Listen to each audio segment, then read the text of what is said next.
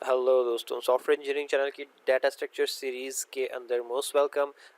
Last lecture के अंदर हमने एरेज के कंसेप्ट को पढ़ा था, उसका इंट्रोडक्शन लिया था कि एरेज का डाटा स्ट्रक्चर क्या होता है, उसको कैसे रिप्रेजेंट किया जाता है, उसका साइज़ कैलकुलेट करने का क्या फार्मूला होता है and so on. I hope so कि चीज़ें आपको अच्छे से समझ भी आ गई होंगी, याद भी होंगी। तो चलें अब हम नेक्स्ट चलते हैं।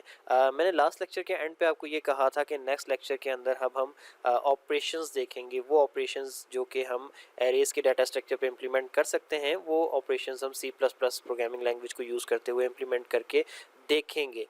लेकिन अभी उससे पहले, ऑपरेशंस के ऊपर जाने से पहले मैंने सोचा कि एक छोटा सा और कंसेप्ट है वो मैं आपको बता दूं, इसका एरेज का। उसके बाद हम आगे जो है इसके जो ऑपरेशंस हैं उनकी तरफ जाएं तो ज़्यादा बेहतर रहेगा। तो वो क्या कंसेप्ट है, वो है basically representation of linear array in memory. यानी कि जो एरे का डाटा स्ट्रक्चर है इसको आप मेमोरी में कैसे इम्प्लीमेंट करते हैं, मेमोरी में कैसे रिप्रेजेंट करते हैं, वो किस तरीके से वहाँ पर जा रहा होता है। तो अब ये मेमोरी से हमारा क्या मुराद है, सबसे पहले तो ये पता होना चाहिए। तो देखें, आपका जो कंप्यूटर है, आप ये डाटा स्ट्रक्चर्स कहाँ इम्प्लीमेंट कर रहे हो, बैठ के कंप्यूटर के ऊपर ही कर रहे हो ना। तो कंप्यूटर के अंदर आप एरे के डाटा स्ट्रक्चर में जितने भी एलिमेंट्स डाल रहे हो वो actually at the end of the day कहाँ जाके सेव होते हैं, वो कहीं कंप्यूटर की मेमोरी में ही जाके सेव हो रहे होते हैं ना। तो वो मेमोरी में किस तरीके से सेव हो रहे होते हैं और कहाँ पर कौन सा एलिमेंट पड़ा होता है, ये सारी की सारी डिटेल्स अगर आपको चाहिए तो वो आप कैसे निकाल सकते हो। तो हम इसको आज देखने वाले हैं कि किस तरीके से एक एरे जो है वो आपकी कंप्यूटर की मेमोरी में कैसे मैप हुई हुई होती है, वो किस तरीके से वहाँ पे रिप्रेजेंट की जाती है। तो memory of the computer is simply a sequence of addresses और से एड्रेस लोकेशंस। ठीक है। अब एक बात जो क्लियर करनी चाहिए आप लोगों को, आपको पता होनी चाहिए कि जो आपके कंप्यूटर की मेमोरी है वो क्या है। वो कलेक्शन ऑफ डिफरेंट एड्रेसेस है, ठीक है ना। जैसे आपको मैंने ये बताया कि आप एक एरे बनाते हो, तो उस एरे के अंदर जितने भी चैम्बर्स होते हैं, हर एक चैम्बर का एक डिफरेंट एड्रेस होता है, उसकी एक डिफरेंट इंडेक्स होती है आपकी एरे लेवल के ऊपर अगर आप बात करो तो। इसी तरीके से आपकी जो कंप्यूटर है उसकी जो मेमोरी है वो पूरी की पूरी कलेक्शन ऑफ चैम्बर्स है, और उसी तरीके से हर एक चैम्बर का एक अलग अलग एड्रेस है। ठीक हो गया, ये बात आपको समझ आ गई। अब आपको ये बात तो पता ही है कि we already know arrays take memory in linear order, so there is no need to store the memory address of all elements. अब देखें, आपको ये बात तो पता ही है ना कि जो एरे होती है वो एक लीनियर डाटा स्ट्रक्चर है। दैट मीन्स कि जो जहाँ पे उसका पहला आइटम होगा उससे अगला आइटम, डाटा आइटम उससे आगे होगा, और उससे अगला आइटम उससे आगे पड़ा होगा। ठीक है। तो ये लीनियर फॉर्म के अंदर सब कुछ डाटा स्टोर कर रहा होता है। तो अब आपको ये ज़रूरत नहीं होती कि आप डाटा स्ट्रक्चर एरे के हर एक चैम्बर के अंदर पड़े हुए डाटा का एलिमेंट का एड्रेस सेव करें। आपने क्या करना होता है, आप क्या करते हैं कि मेमोरी एड्रेस जो फर्स्ट एलिमेंट का होता है, एरे के फर्स्ट एलिमेंट का, उसको आप अपने पास रख लेते हैं, उसको आप उठा लेते हैं अगर आपको ज़रूरत हो तो। ठीक है ना। अब आप ये सोच रहे होंगे भाई हम एड्रेस क्यों उठाएंगे, हम अपने पास क्यों रखेंगे। द पॉइंट इज़ कि मैं आपको representation of array in memory बता रहा हूँ। आपने ऐसा नहीं है कि एरे को इम्प्लीमेंट करने के लिए सारा काम करना है।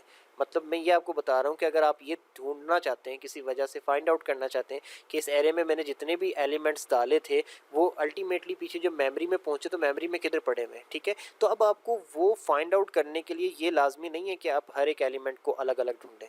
आपको ये पता होना लाजमी है कि आपकी जो एरे है वो एक लीनियर डाटा स्ट्रक्चर है, जिसका मतलब ये है कि जो पहला एलिमेंट है दूसरा एलिमेंट उससे आगे होगा, तीसरा एलिमेंट उससे आगे होगा। तो यही एक सीक्वेंस है। तो आपने इस सीक्वेंस का फ़ायदा उठाते हुए आपने पहले एलिमेंट का एक मेमोरी एड्रेस उठा लेना है। अब जब आपको पहले एलिमेंट का मेमोरी एड्रेस पता चल गया तो डेफिनेटली उससे अगला जो होगा वो दूसरा ही होगा, उससे अगला जो होगा वो तीसरा ही होगा, एंड सो ऑन। इस तरीके से आपको फिर सबके मिलना शुरू हो जाते हैं। तो अगर आपके पास पहले एलिमेंट का मेमोरी एड्रेस है और आपने कोई चौथे एलिमेंट का या लेट से तीसरे एलिमेंट का एड्रेस फाइंड आउट करना है, तो अब आपको काउंटिंग्स करने की ज़रूरत नहीं है बैठ के। आपके पास एक छोटा सा फार्मूला है, अगर आप उसको इम्प्लीमेंट कर लेते हो तो आपको ईजीली जो है तीसरे एलिमेंट का मेमोरी एड्रेस मिल जाता है, और उस एड्रेस पे जाके आप उस एलिमेंट को अगर एक्सेस करना चाहो थ्रू मेमोरी एड्रेसेस तो आप इजीली कर सकते हो। अब मैं इसकी एक एग्जांपल आपको देखता हूँ। कि अगर आपके पास एक एरे है जिसका नाम है ए और उसके अंदर कितने एलिमेंट हैं, 6 एलिमेंट्स हैं, ठीक है।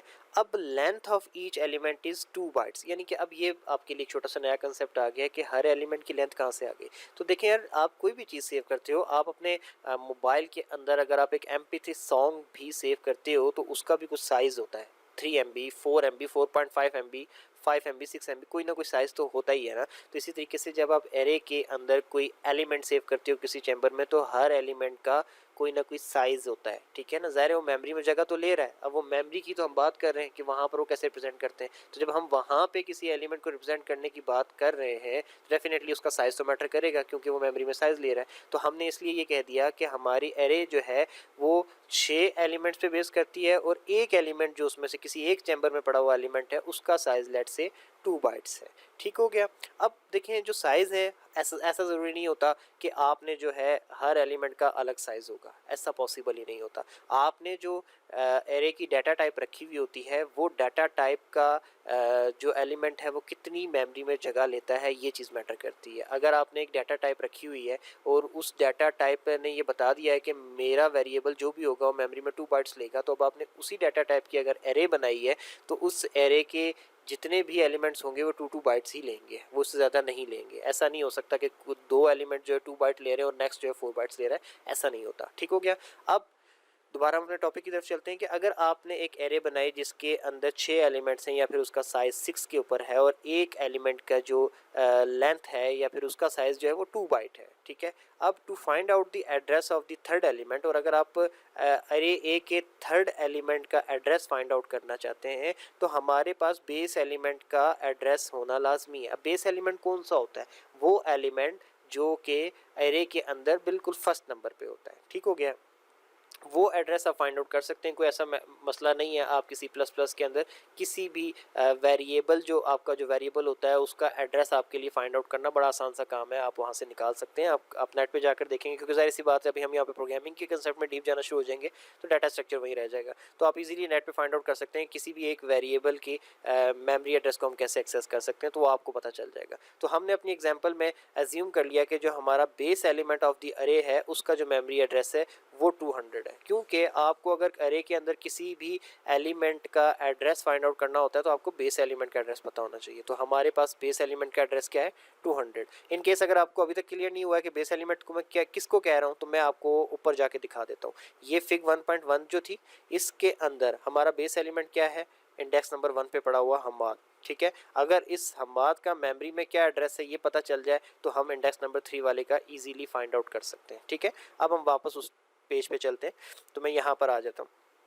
तब उसने कहा कि बेस एलिमेंट जो है वो 200 है उसका एड्रेस। अब हमारे पास एक फार्मूला है, A of K is equal to L subscript में O plus C multiply K minus 1। अब आप परेशान हो रहे होंगे डेफिनेटली कि सब कुछ क्या है, तो मैं आपको 1 बाय 1 इनका एक्सप्लेन करूंगा। ए क्या है, ए जो स्टार्ट पे लिखा हुआ है ये एरे का नाम है जिसके अंदर हम किसी एलिमेंट का एड्रेस फाइंड आउट करने निकले हैं। अच्छा, एल और सबस्क्रिप्ट में जो ओ ये जो चीज़ लिखी हुई है ये क्या है, बेस एलिमेंट मेमोरी एड्रेस, यानी कि आपका जो बेस एलिमेंट यानी कि एरे में पहला एलिमेंट जो पड़ा हुआ है और उसका मेमोरी एड्रेस आपने फाइंड आउट किया था यानी कि 200, तो उसको हम एल ऑफ ओ के साथ हो गया, ठीक है। अब इसके बाद सी क्या है, द लेंथ और size of each element in memory, यानी कि एक एलिमेंट आपका मेमोरी में कितना साइज ले रहा है, तो वो हमें ऊपर टॉप पे बता दिया गया था कि वो एक एलिमेंट हमारी कंडीशन में 2 बाइट्स लेता है, सी हो गया 2। अब के क्या है, index of the element in memory A, ठीक हो गया ना। यानी कि जिसको आप फाइंड आउट करने निकले हो, लेट्स से मैं एक एरे के अंदर थर्ड एलिमेंट को फाइंड आउट करने निकला हूँ ना, तो के की वैल्यू 3 होगी, यानी कि ए ऑफ 3 हो गया ये। और यहाँ पे एल की वैल्यू क्या आ जाएगी जनाब 200, और इस सी की वैल्यू क्या आ जाएगी 2, और ये क्या आ जाएगा 3 और ये -1। जब आप इस फार्मूले को एग्जीक्यूट करेंगे, इसको सॉल्व करेंगे, तो आपके पास लोकेशन आ जाएगी किस चीज़ की, आपके जो ए ऑफ 3 का जो डाटा है उसके मेमोरी एड्रेस की। अब हम इसको सॉल्व करते हैं, A of 3 plus 200 plus 2 multiply by 3 minus 1। अच्छा, जब आपने 3 माइनस 1 किया तो ये क्या हो गया 2, 2 को 2 क्रॉस किया तो आपका आंसर आ गया 4, 4 को 200 में प्लस किया तो 204। तो ये आपका एड्रेस है, किस चीज़ का एड्रेस, ए ऑफ 3 का एड्रेस। यानी कि अगर आपका, इन अदर वर्ड्स मैं दोबारा से ऊपर जाता हूँ कि अगर आपका जो फर्स्ट एलिमेंट है मेमोरी में उसका ये जो हमाद पड़ा हुआ था इसका एड्रेस 200 है, तो आप वो फार्मूले के थ्रू, और ये 2 बाइट मेमोरी में लेता है, तो उस फार्मूले के थ्रू अगर आप सॉल्व करते हैं और इस एसन वाले जो एलिमेंट है इसका मेमोरी एड्रेस फाइंड आउट करना चाहते हैं तो उस फार्मूले के थ्रू फाइंड आउट कर सकते हैं। और वो आंसर आपको जो मिला वो क्या मिला आपको, वो आंसर मिला आपको 204, यानी कि जो थर्ड एलिमेंट है वो 204 पे पड़ा हुआ है अगर आपका फर्स्ट एलिमेंट 200 पर है और हर एक एलिमेंट का साइज 2 है तो देखें कितना इजीली आप मेमोरी के अंदर इसका एड्रेस फाइंड आउट कर सकते हैं। और आई होप सो कि आपको representation of linear array in memory अच्छे तरीके से क्लियर हो चुका होगा। अब हम नेक्स्ट जो है वो अपने ऑपरेशंस की तरफ मूव करेंगे। वैसे इस लेक्चर में मैंने ऑपरेशंस की तरफ जाना था, लेकिन मैंने पहले सोचा कि ये भी एक थियोरेटिकल कंसेप्ट है और इसमें छोटा सा फार्मूला इन्वॉल्व है, तो हम जो सीक्वेंस में चल रहे हैं तो पहले हम रिप्रेजेंटेशन ऑफ लीनियर अरे को क्लियर कर लें, उसके बाद हम ऑपरेशंस की तरफ मूव करेंगे। तो आई होप सो कि चीज़ें आपको अच्छे से समझ आ गई होंगी। ना समझ आई हो तो मेरे ट्विटर अकाउंट पर डायरेक्ट कॉन्टैक्ट करके आप पूछ सकते हैं। इसके अलावा फेसबुक ग्रुप जो है हमारा उसको ज्वाइन कर लीजिए, वहाँ पे जाकर अपने जैसे दूसरे स्टूडेंट का डिस्कशन कीजिए। अगर कुछ समझ नहीं आएगी तो वहाँ पे भी हम अवेलेबल होंगे आपकी हेल्प करने के लिए।